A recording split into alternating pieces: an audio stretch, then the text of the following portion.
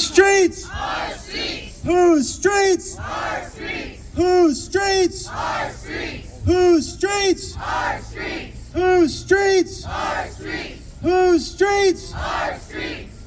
That's right. Thank you everyone for coming out for this press conference. My name is Wyatt Miller, W-Y-A-T-T-M-I-L-L-E-R. I'm a member of the Minnesota Anti-War Committee, and in a moment I'll be introducing our speakers. So, on Saturday we learned our office behind me had been attacked overnight. 2 windows appear to have been repeatedly struck with a blunt object, smashing through 2 panes of sheet glass and damaging the window frame. Based on the level of damage, we believe the attackers intended to send a message and escape quickly, rather than actually enter the building. I started this with the Our Streets chant because that's what this building, 4,200-seater, represents. It's not just the Anti-War Committee, it's also the Climate Justice Committee, with whom we share this office. It's also Women Against Military Madness, whose office is on the corner. And it's also a long list of groups who use the main meeting space for their organizational meetings. Collectively, these groups assert our democratic right not only to voice our dissent, but to take to the streets and disrupt business as usual in order to mobilize the broadest possible mass movement for peace and justice. It's that organizing that the attackers here were trying to intimidate. So ultimately, we know this is just a building. The groups that use this space are deeply rooted in this community here in South Minneapolis and in the broader Twin Cities metro. This is a resilient community that will not be intimidated. The Anti-War Committee knows this community will keep standing up for what's right, whatever the setbacks. So we thank everyone who has come out today to stand with us. So with that, I'll introduce our first speaker, which is my colleague in the Minnesota Anti-War Committee, Meredith Abbey.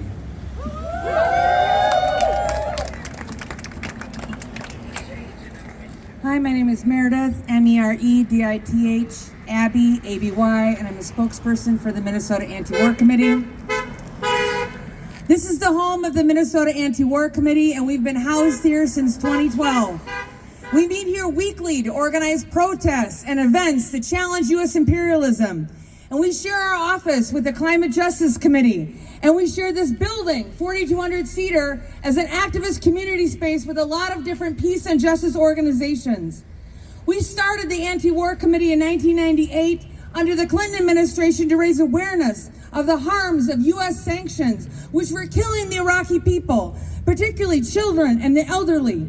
And we've organized against countless U.S. wars and against U.S. military aid packages to a wide variety of countries.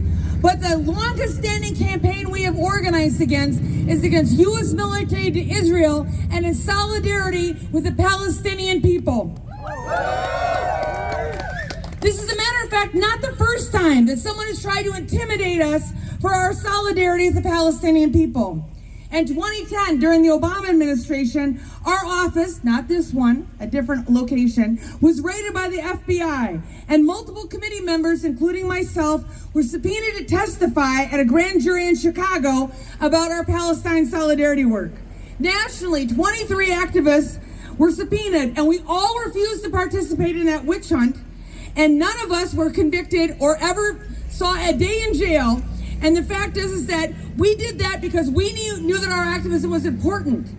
And we continued our activism, which is why we were ready, so that on October 7th, we could organize a movement here. And we had protests of over thousands of people to challenge U.S. support for genocide. And that organizing is important. And in some ways, it doesn't surprise us that our office was vandalized during this upsurge of right-wing hatred in this country. Trump is deporting legal immigrants for speaking out against the genocide of Palestinians. Trump has said publicly he should be able to deport American citizens if he wants to. His administration has publicly equated organizing against genocide as being anti-Semitic and as terrorism. This language the Trump administration uses when they talk about Palestine solidarity puts a target on our back. And we are here to demand an end to this racist, anti-Palestinian climate that he is promoting. And while no one was hurt in this act of vandalism, other attacks around the country have not been so fortunate. Additionally, we are here today because we cannot be intimidated by broken windows, especially when the stakes are so high. The death toll in Gaza now has reached over 54,000 people. And Israel is only allowing trucks of 1% of what people need in Gaza right now. And as we speak, children in Gaza are dying. Over 14,000 children have died there since October 7th. Israel is causing mass starvation, and this must stop. The United States plays a critical role in funding Israel's daily actions, and as Americans, we could play a key role in ending the financial sponsorship of these murders. So vandals can be angered and destroy things like windows, but our spirit cannot be damaged because we have work to do. We invited our supporters to stand here today with us, and we're so happy that many of you were able to join us today, even though this is a holiday weekend, because we want to send a strong message together that we won't back down and we won't be silent. Free, free Palestine! Free, free Palestine! Free, free Palestine! Free, free Palestine! Free, free Palestine! Free, free Palestine! Thank you so very much for coming and standing with us. It is important to defend the people of Palestine, but also to defend their right to dissent. Thank you so much.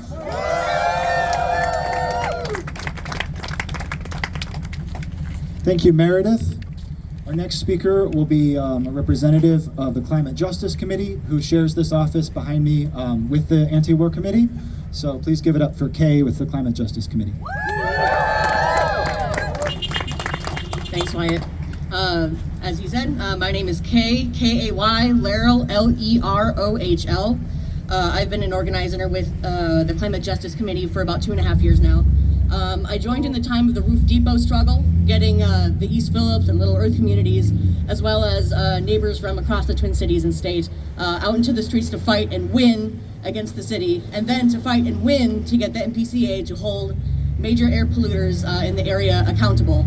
And we are currently still winning yet another battle in Eastside St. Paul against Northern Iron. All this in coalition with a bunch of other great orgs, of course. We called for Fighting People's Earth Day, bringing out 15,000 to the state capitol this year. We marched on the Republican National Convention and the Democratic National Conventions alike to demand not only environmental justice on a local level, but to call out the environmental impact that U.S. imperialism and corporate greed disproportionately unleash upon Black and Brown and Indigenous communities and countries, such as in Palestine. If rattling off our accomplishments sounds like a brag, that's because it certainly is.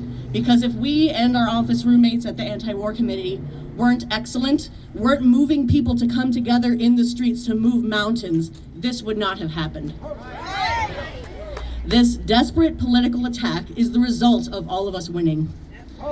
So don't get me wrong, I'm annoyed, this isn't great, but I'm also a little bit flattered. Somebody attacked our office. Not a politician, not a celebrity, not a news channel, because orgs like the AWC, the CJC, WHAM, we get people together to make real change. Now there is a better and brighter future ahead that no amount of broken windows can impede because of the people. Because of the people fighting in the name of progress, the people who stand up for what is right during dark times. We will never be intimidated by the small men that oppose equity and justice. And indeed, the community response has been so heartwarming.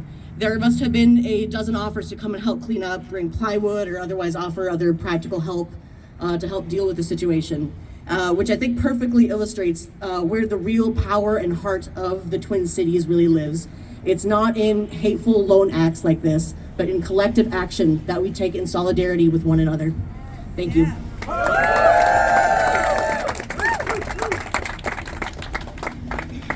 Thank you so much, Kay.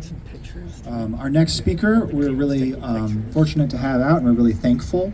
So I want to welcome to the stage here, Minneapolis City Council Vice President Aisha Chugte.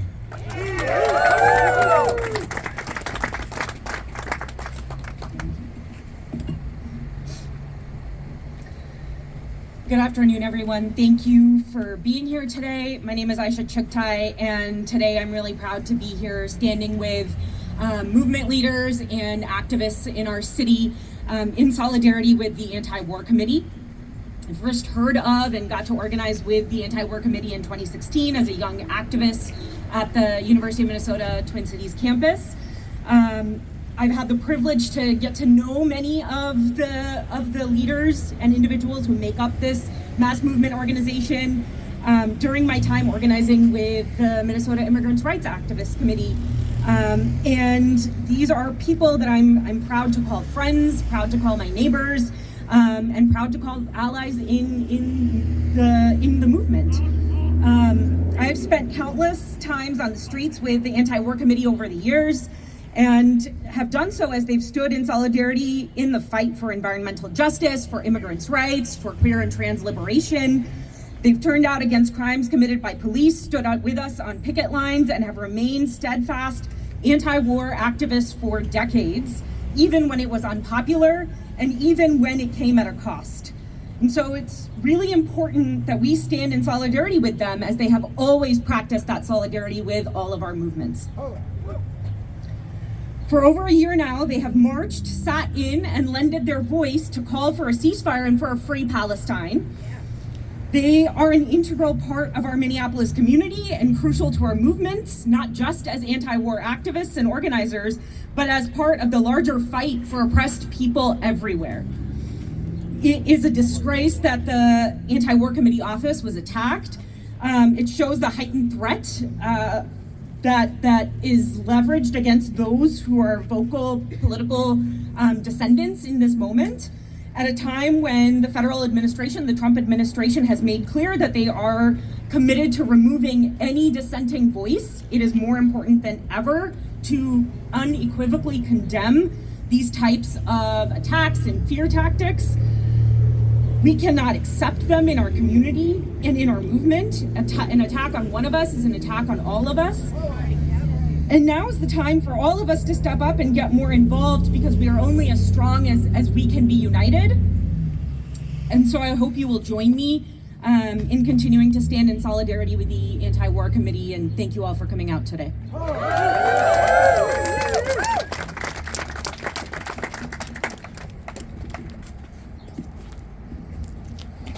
Thank you so much, Councilmember Chuktai. We really appreciate your support. Our final speaker today is going to be a longtime friend of the Anti-War Committee, who has been with us protesting wars dating back, I believe, to the Iraq War. So please welcome to the stage the Executive Director of the Minnesota chapter of the Council on American Islamic Relations, Jailani Hussein.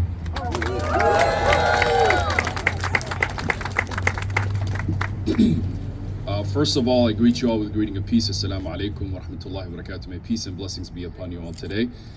I, as many of you, when heard about the attack on this incredible building and what it really means, what this building behind me means. This building behind me means to many of those people who are maybe learning about it, is a building that has created a space for Minnesotans to come together to think about peace and love their neighbor, whether their neighbor is right here in Minneapolis or their neighbor is somewhere on the other part of the world where many Minnesotans could not pronounce the city or the country that they live in.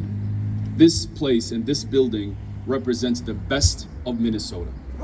It represents those who are willing to use our tax dollars to invest in taking care of our neighbors first, and not sending bombs and displacing people all over the world.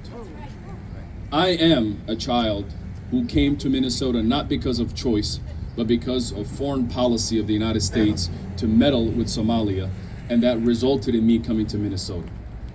And as you heard earlier, I've been supportive, and in fact, the Anti-War Committee and Women Against Military Madness were some of the first people that encouraged me and joining them in protesting nearly 20 years ago. What I want to tell the cowards who decided to attack this building is this. This building does not represent you.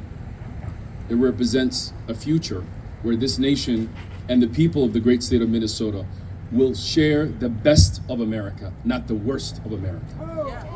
In the midst of this moment where we face a federal administration that shows the worst of America, it is buildings and organizations and the human beings who come to this building that show the best of this nation.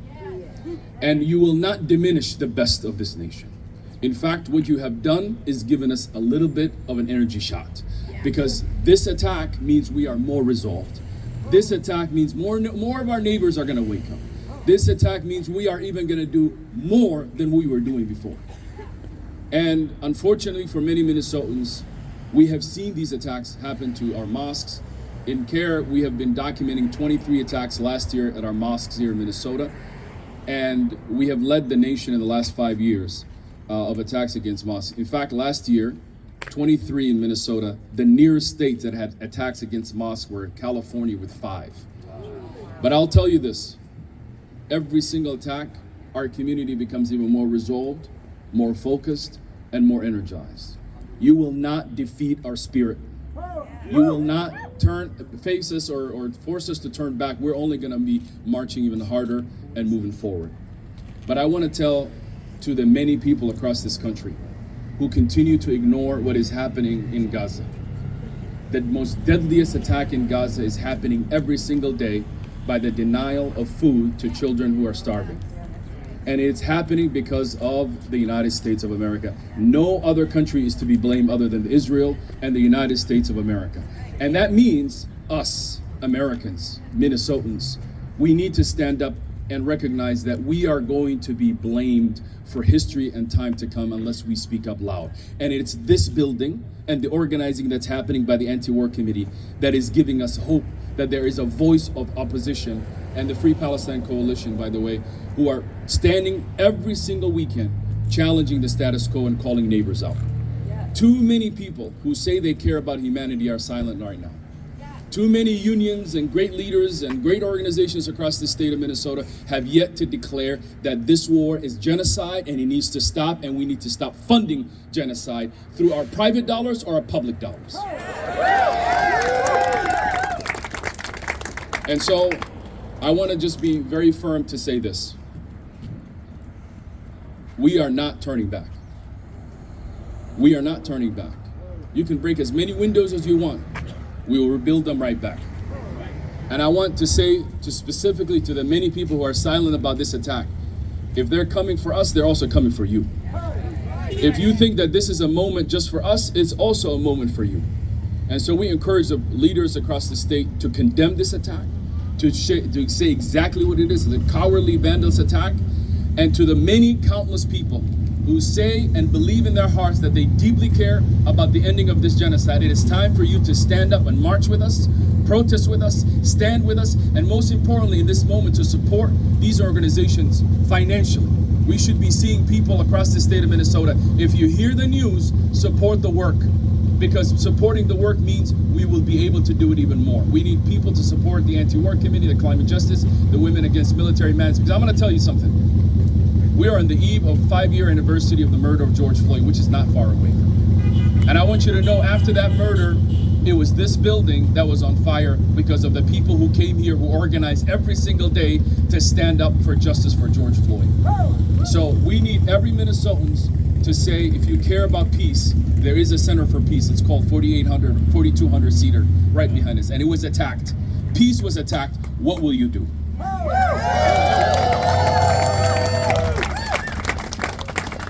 Thank you so much for those for your support, Jaylani.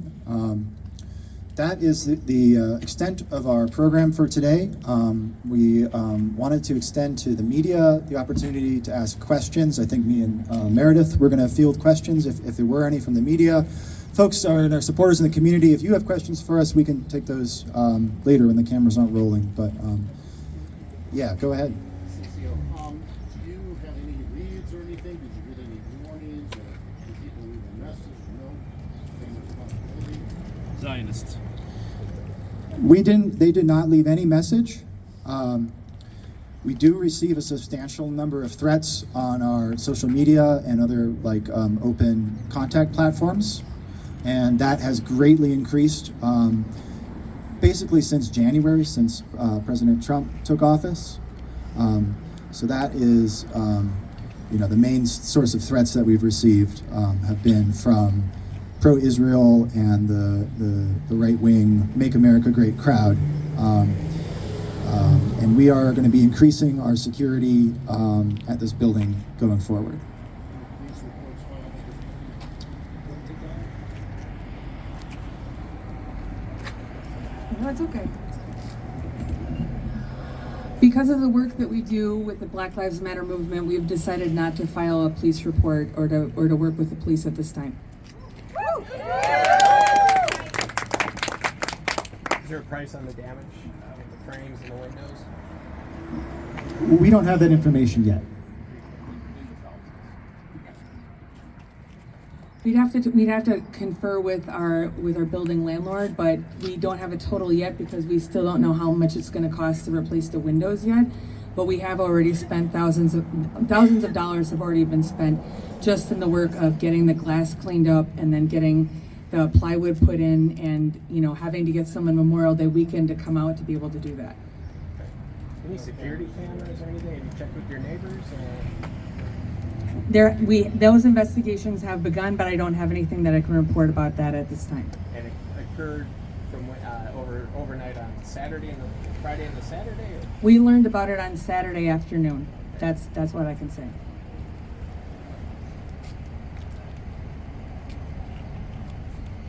If there's no more questions, we can wrap this up, I suppose. Honor everyone's time. We really thank everyone for coming out. I'll just say once again, ultimately, we understand it's just a window, it's just the front of a building, but we didn't want this to fester in the shadows and be the subject of rumors or anything. We think the best strategy for this kind of attack, which seems obviously political in nature, is to bring it into the light and bring people together to say we refuse to be intimidated. Our power is with each other, it's with the people, it's with this neighborhood, and it's with our organized mass movements for peace and justice. So let's just end it with a chant. Free, free Palestine! Free, free Palestine! Free, free Palestine! Free, free Palestine! Free, free Palestine! Free, free Palestine! From the river to the sea! From the river to the sea! Palestine will be free! Palestine will be free! From the river to the sea! From the river to the sea! Palestine will be free! Palestine will be free! From the river to the sea! From the river to the sea! Palestine will be free! Palestine will be free! From the sea to the river! From the sea to the river! Palestine will live forever! Palestine will live forever! From the sea to the river! From the sea to the river! Palestine will live forever! Palestine will live forever! Palestine will live forever! Palestine will live forever! Palestine will live forever! Palestine will live forever! All right, thank you again, everyone, for coming out. Stay tuned for the next protest. Keep showing up. Stay strong, stay safe. Our power is with each other. We keep us safe.